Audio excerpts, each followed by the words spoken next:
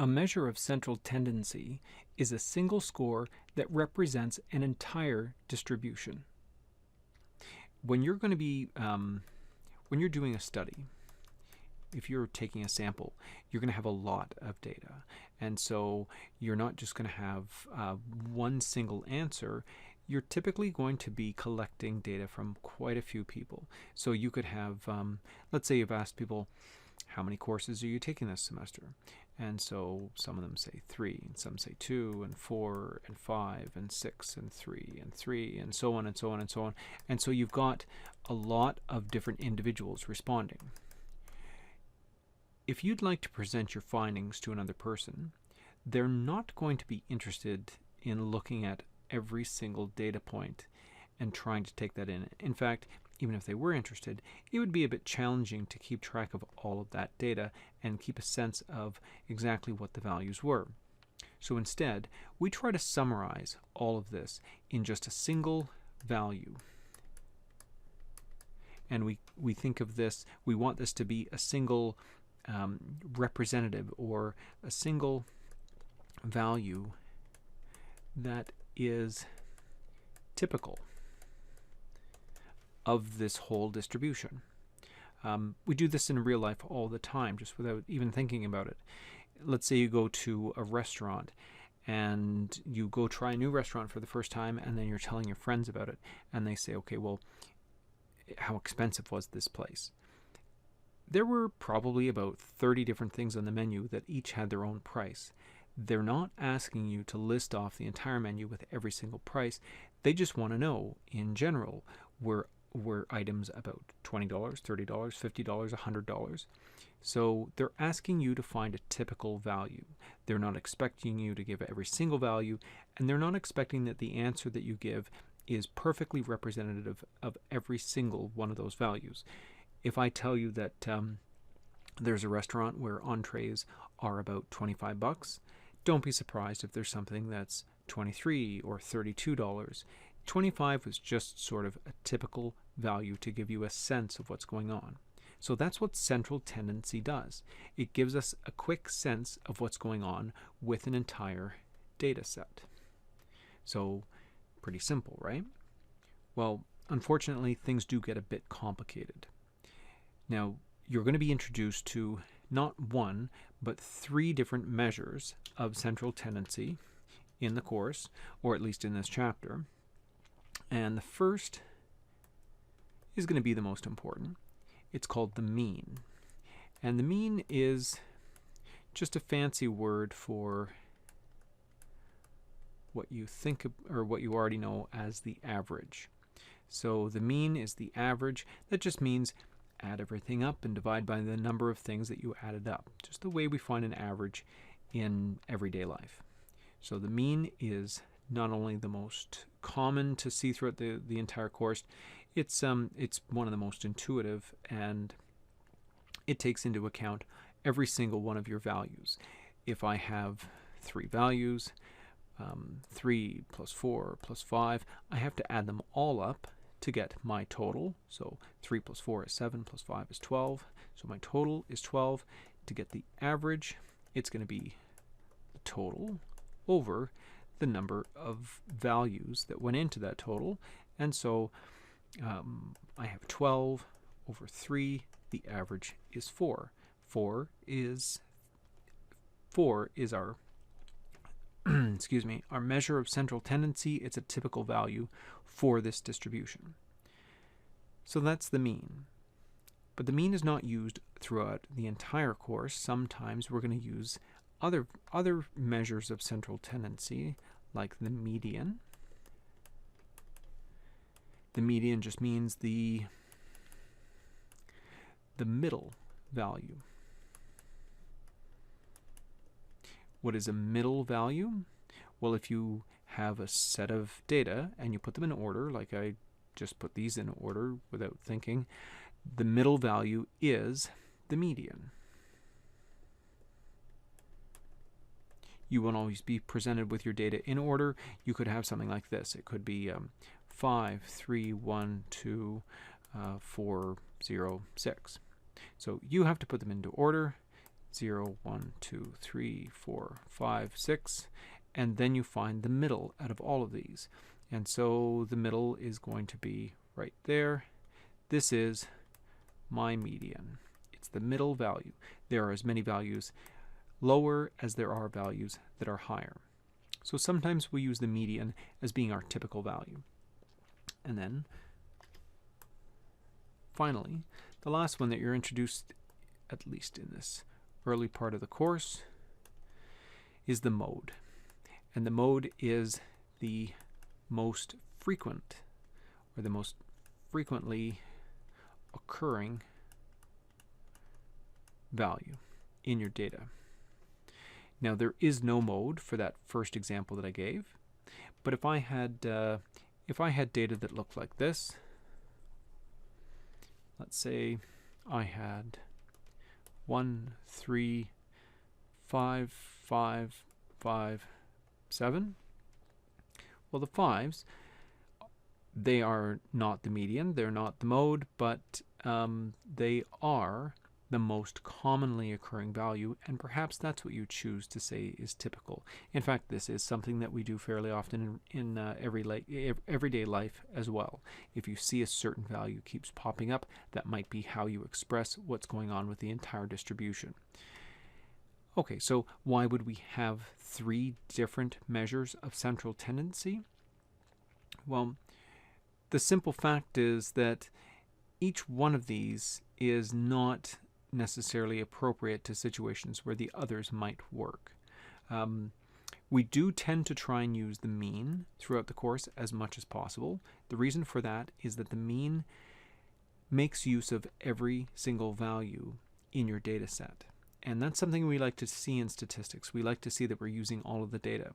Whereas something like the mode, in this example I gave you here, if the mode is simply looking for the most commonly occurring value, what would happen if my data set was changed? What if instead of having 1, 3, 5, 5, 5, 7, what if I had 1, 2, 5, 5, 5, 7?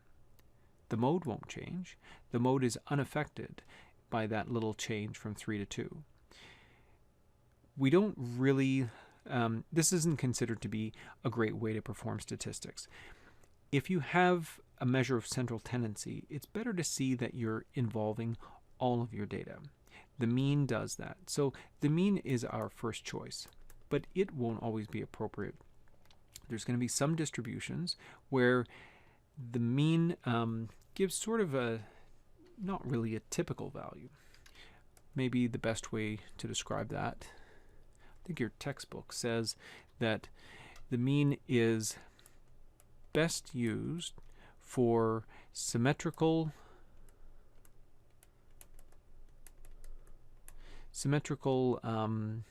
uniform distributions and for symmetrical unimodal distributions. So what does that mean?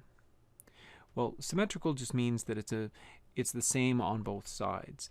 There's going to be a dividing line in the middle of your distribution where if you were to graph it, there's going to be a dividing line where it looks the same on both sides. And uniform means that your distribution is sort of evenly spread out. So let's say that I have something like a dice. When you look at a dice, the possible values are 1, 2, 3, 4, 5, 6, and the frequency with which those occur is the same across all of the numbers. So this would be a distribution where I have a uniform symmetrical distribution, and the average in this case would be appropriate. The mean works well to describe a typical value for a symmetrical uniform distribution. A symmetrical unimodal distribution would be something where there's a single mode. So if I've got my x-scores, that would look like this if I were to graph it out. So this is symmetrical. There is a dividing line here, and it's the same on both sides. There's a single mode, and so this would be another case where the mean is going to be appropriate. And actually, you're going to see a lot of this kind of distribution throughout the course. So we do use the mean quite a bit.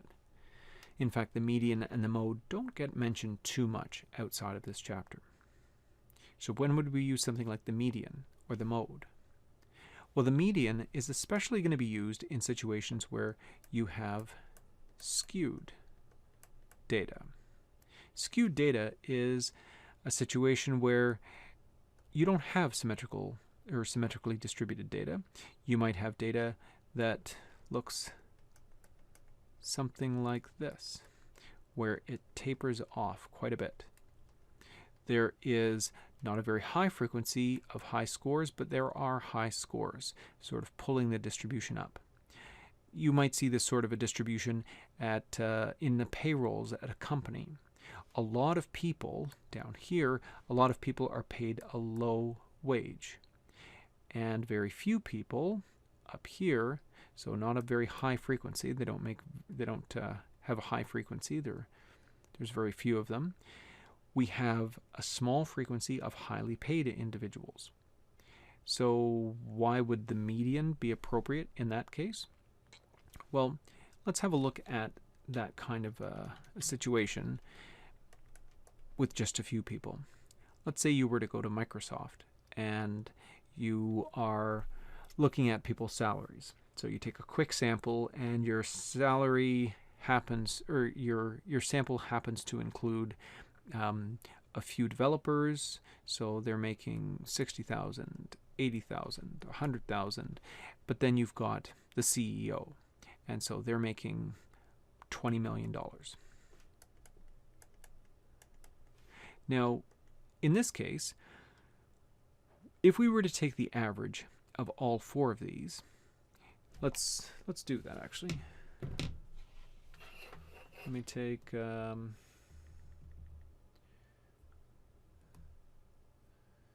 total here first. I'm going to do 60 plus 80 plus 100,000, and then I'm going to add 20 million. Okay, this comes out to be 20,240,000.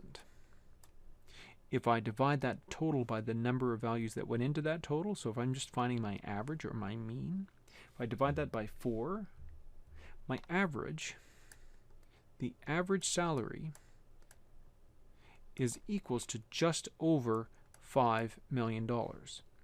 So this is the mean. There's nothing wrong with the way that I've done it. It's not a miscalculation. However, my average or my mean is no longer a typical value. 5 million doesn't really give me an idea as to what anybody in this company is making. There is a bunch of people that are making 100,000 or less, and then there's a single person who has a huge salary of 20 million. This number falls somewhere in between, in a place where there really are no employees in my sample. So this is not typical of my distribution. So when you have skewed data, when you've got some extremely high scores or extremely low scores, that's where the median fits in. Another place the median would fit in is if you're only interested in the relative sizes. Let's say you have a group of people and you want to find somebody who's a typical height. And so you line them all up from shortest to tallest, and you don't have a tape measure. So you can't actually figure out what their actual heights are. But you can line them up from shortest to tallest, figure out which person is in the middle, and you could say that person is a typical height. They might not be exactly the average, and there is no mode. There's no two people that have the same height, but it's easy to figure out where the middle is. And so the median could be used in that sort of a situation as well. In a situation where you don't actually have numerical data, but you can put your data into order. What about the mode? Well, the mode, I think I've already touched on this one.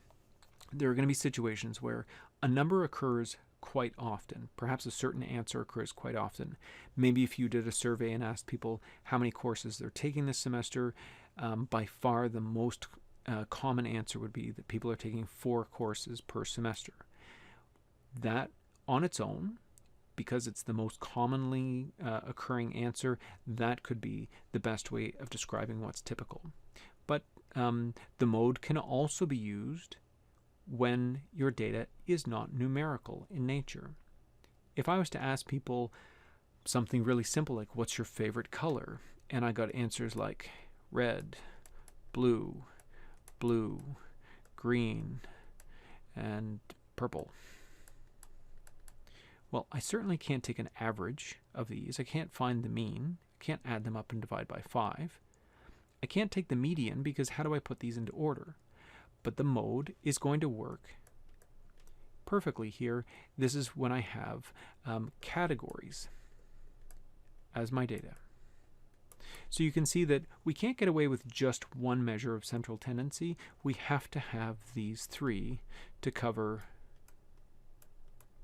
the situations that you're going to encounter in your stats course. And just to mention this once again, the mean is by far the most commonly used throughout the remainder of the course, so it's going to be one that you really have to have a good grasp of. So I'll go through a number of aspects of the mean, but I'll do the same to a lesser degree for the median and the mode in the following videos.